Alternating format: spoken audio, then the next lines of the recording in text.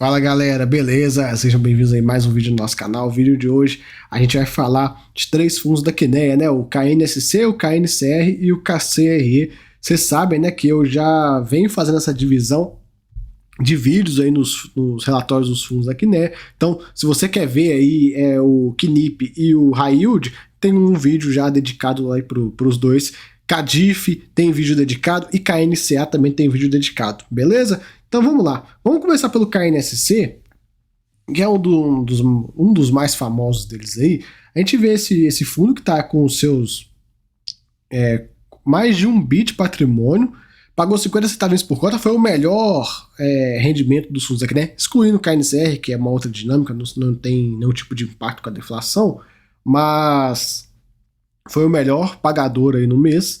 A gente vê a taxa média da carteira dele, né? IPCA mais 7,98, CDI mais 3,5, patrimonial em 89, ele está sendo negociado em 85, estava com um leve desconto em relação ao patrimonial, e a liquidez dele já está bem interessante, né? Pô, 3 milhões de reais.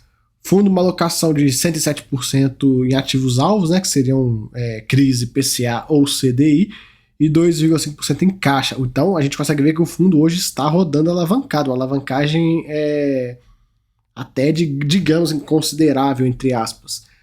Parcela em CRI, investida indexado ao IPCA, 64% aí do patrimônio líquido do fundo, taxa média de IPCA mais 7,98, duration de 5,5 anos. Já o montante investido em CDI, 39% do patrimônio, e uma taxa média de CDI mais 3,5, prazo médio de 4 anos aí. Essa taxa CDI dele, muita gente reclamou, né, principalmente na última emissão, que fizeram umas alocações, umas taxas bem baixas, né, poderia ter colocado em taxas um pouco melhores, mas lembrando, pessoal, esse é um fundo com a pegada um pouco mais high grade e tal, mas eu entendo a crítica, compartilho da crítica sim, até porque tem hora que entram umas operações com uma taxa assim, ridiculamente baixa. Pagou 50 centavinhos, pegando aí a deflação, pegando o primeiro mês cheio de deflação. A gente vê a taxa de administração de 1,20, uma taxa cara. Tá na hora já de reduzir isso aqui, né? Levar para um patamar aí bem mais próximo de 1%, que é o nível praticado no mercado. Ele coloca sobre a deflação o mesmo comentário do lado que estava no KNIP, no Kinea High Yield. O início dos relatórios da Kinea, galera, os comentários tipo macro são os mesmos praticamente todos os fundos, né? Então a gente nem vai passar por todos aqui. Mas ele coloca que é a primeira vez no século, e eu desconfio que seja a primeira vez na história, né? Pelo menos no plano real aí, que o Brasil tem 3 meses sucessivos de deflação, e ele espera que a partir de outubro volte a ter variações positivas da inflação. A gente vai acompanhando isso aí. O ponto principal que jogou a inflação para valores negativos, que foi a gasolina, agora pode ser que jogue a inflação para valores positivos. A gente está vendo aí o petróleo subindo, vários pontos, né, jogando contra a queda do petróleo, né? A OPEP mais acabou de cortar a produção, então acaba que isso atrapalha um pouco essa questão da deflação. Se a gente tivesse observando um cenário ao contrário, né, o preço do petróleo só caindo e tal, igual chegou a ter esse cenário mais ou menos durante setembro, seria bem interessante, mas agora ele já voltou a subir, né? Não deixaram o petróleo cair muito não, até porque a gente sabe, né, saindo um pouco só do petróleo, a gente sabe que esse corte que a OPEP fez não foi simplesmente porque, não, tá ficando barato demais, vamos cortar. Eles sempre fazem isso, mas tem um plus ainda que é a Rússia. A gente sabe que se não é o cabeça da OPEP, é um dos que tá nessa guerra velada com a Europa, né, já cortou o gás, e eles sabem que aumentando o petróleo vai aumentar os combustíveis e tal. Enfim, tem muita empresa na Europa que tá usando gerador, né, para conseguir energia, e aí tá rodando esses geradores com diesel, com gasolina, enfim, com combustíveis fósseis. Então, se eles jogarem o preço do petróleo para cima, o que vai acontecer com essa empresa lá na Europa que antes usava gás, não está usando gás, a produção dela já está extremamente cara e não competitiva por conta da não utilização do gás, e aí ela está usando um outro combustível fóssil, Se esse combustível fóssil começar a subir de preço, o que vai acontecer com a produção dessa empresa?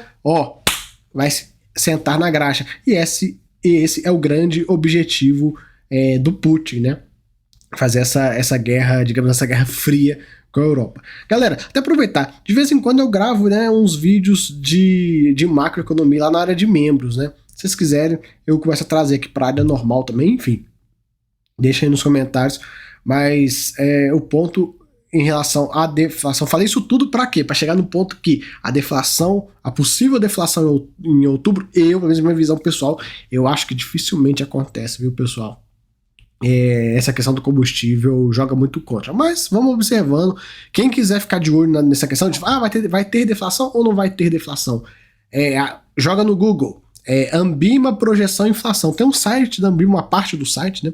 Que só fica por conta disso, e eles acertam muito bem a margem de erro deles. De fato, é uma margem de erro aceitável, não é igual a margem de erro das pesquisas eleitorais que a gente...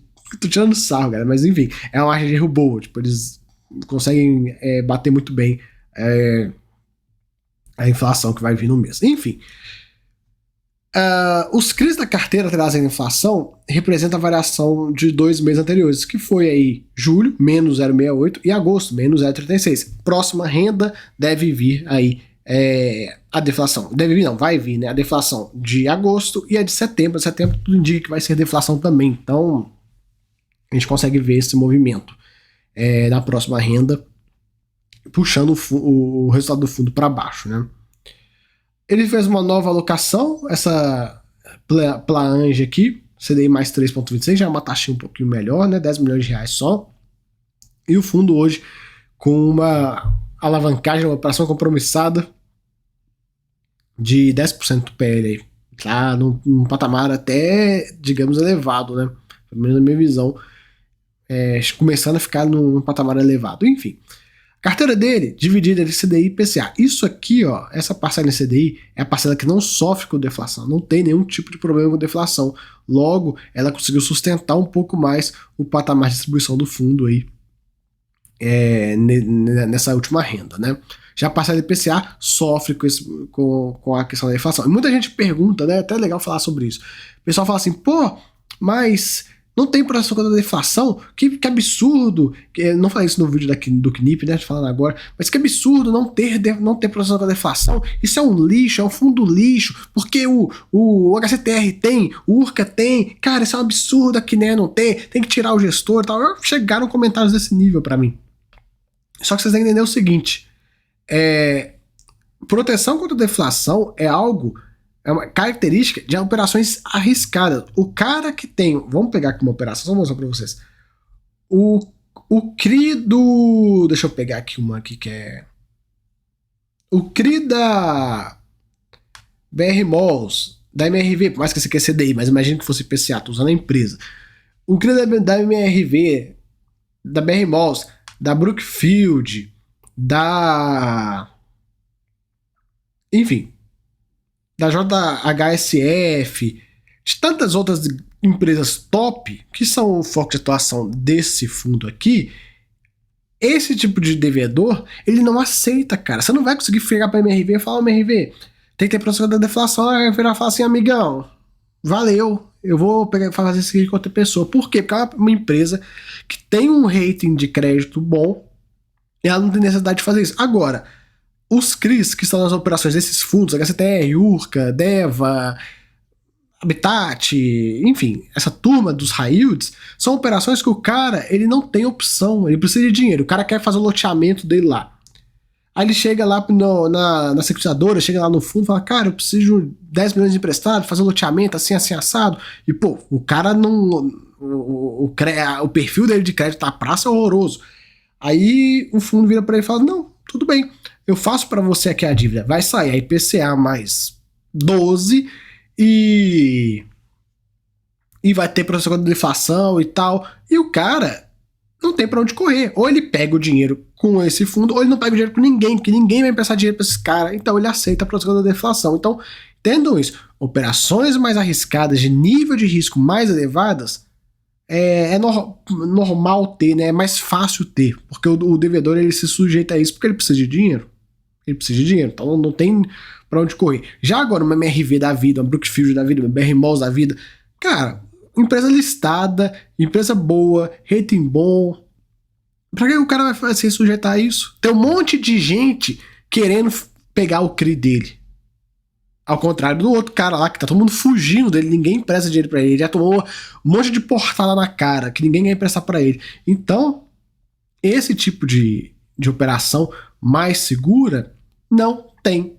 Beleza? Então entendam isso. Não é, é um absurdo não ter. Cara, você que tá falando isso e tal, você tem que sentar a bunda na cadeira e dar uma estudada pra entender como é que funciona a dinâmica do negócio, porque se eu sou um bom devedor, eu não vou aceitar um negócio que vai chegar no momento da deflação. Pô, eu fiquei 2 anos pra trás, né? Lembra que no momento que se estrutura o CRI, se coloca essas cláusulas. Mas imagina o cara, uma boa empresa, ficou 2 anos atrás, inflação de mais de 1% e tal, tomando, pagando, aí agora que os caras vão poder respirar, não, veja bem, amigo, agora não. Pô, o cara não vai aceitar.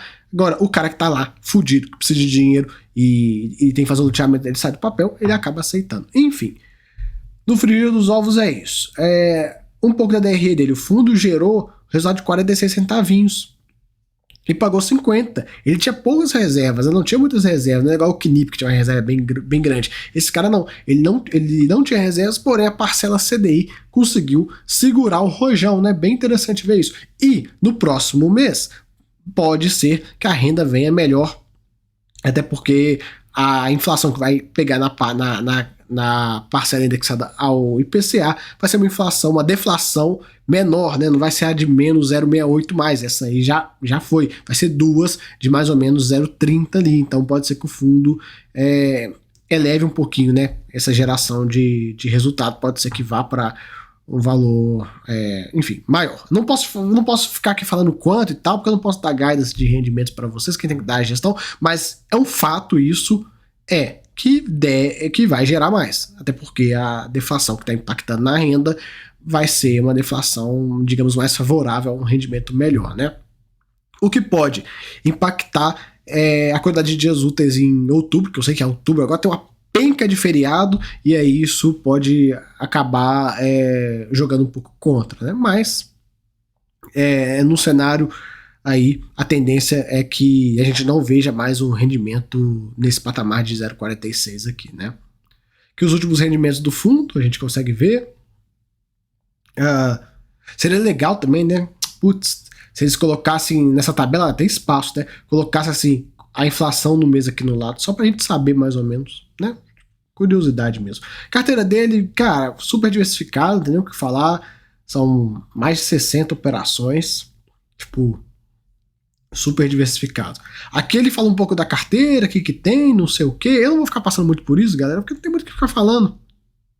Ficar passando por isso enfim, a gente já conhece aí, o fundo ele é bem diversificado. E é isso. KNSC, galera, é isso que a gente tem para falar. Vamos pro KNCR e a gente troca uma ideia. Deixa eu só fazer uma coisa aqui.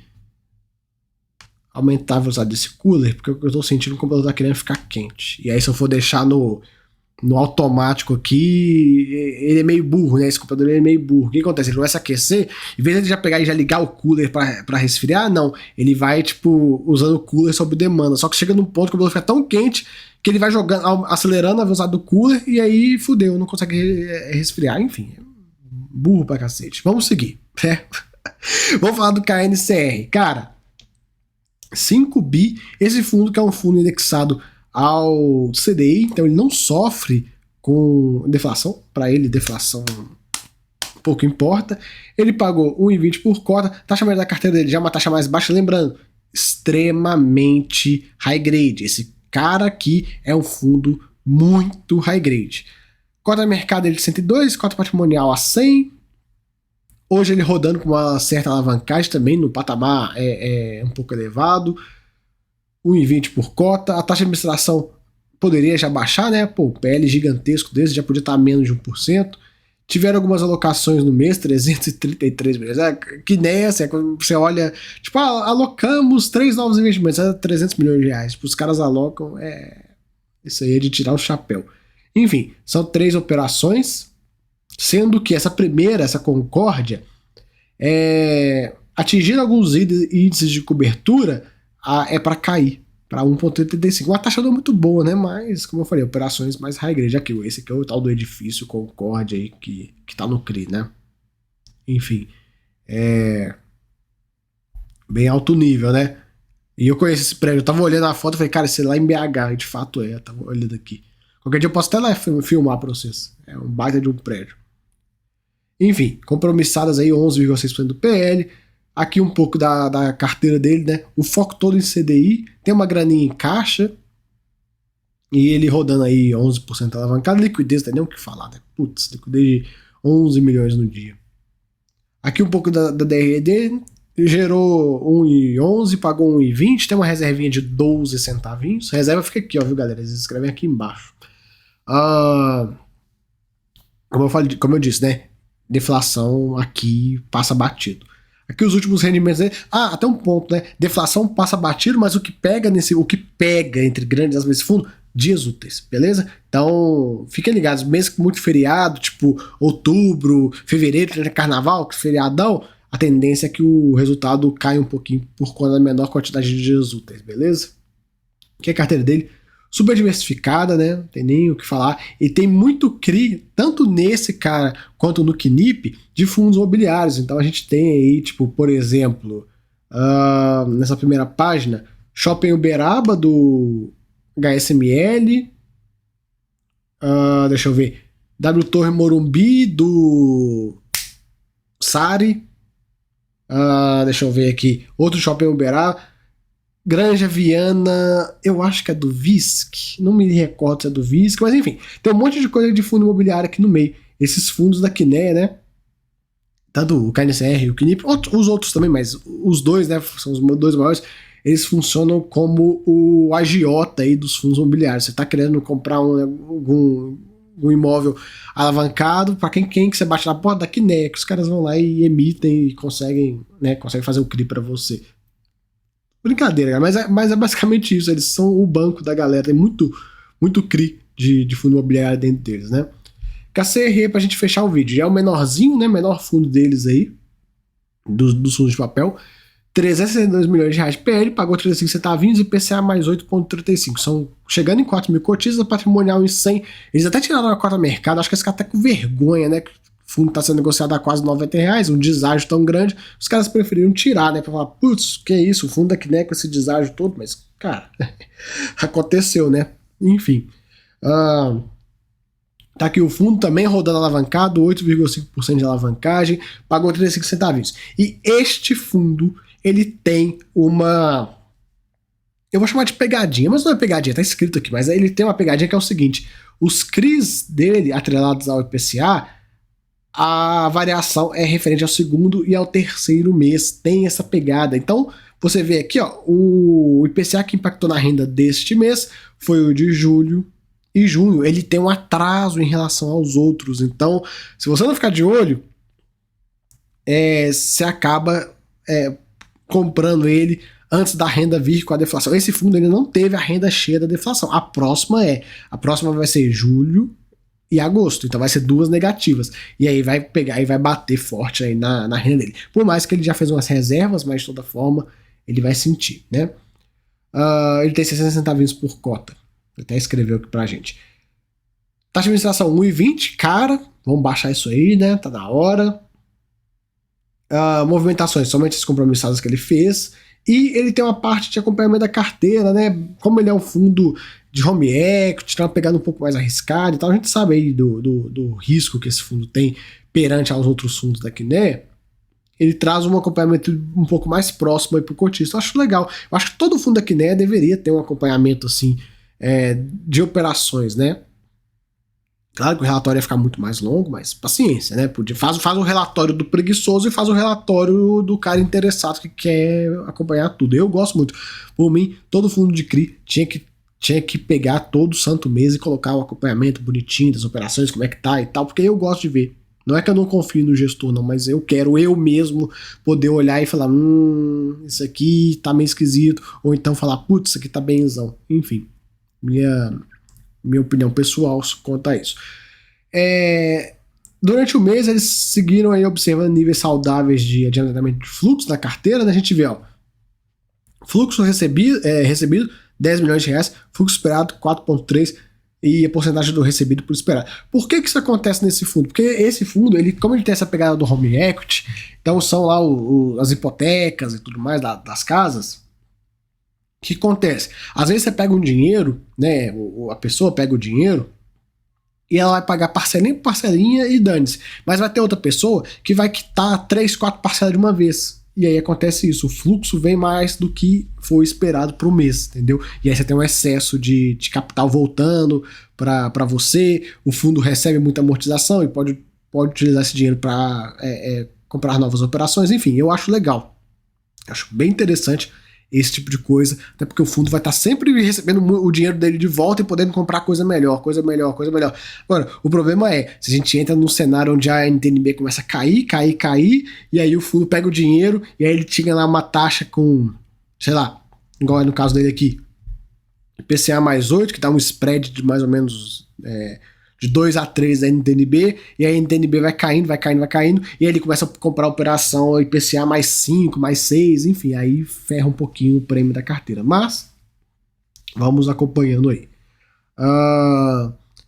Ele comenta, né, vai ressaltar que o fundo possui pulverização regional de renda e de risco de carteiras adquiridas. Além disso, conta a proteção adequada a eventuais perdas de crédito, considerando a estrutura de subordinação existente nas operações. Um ponto.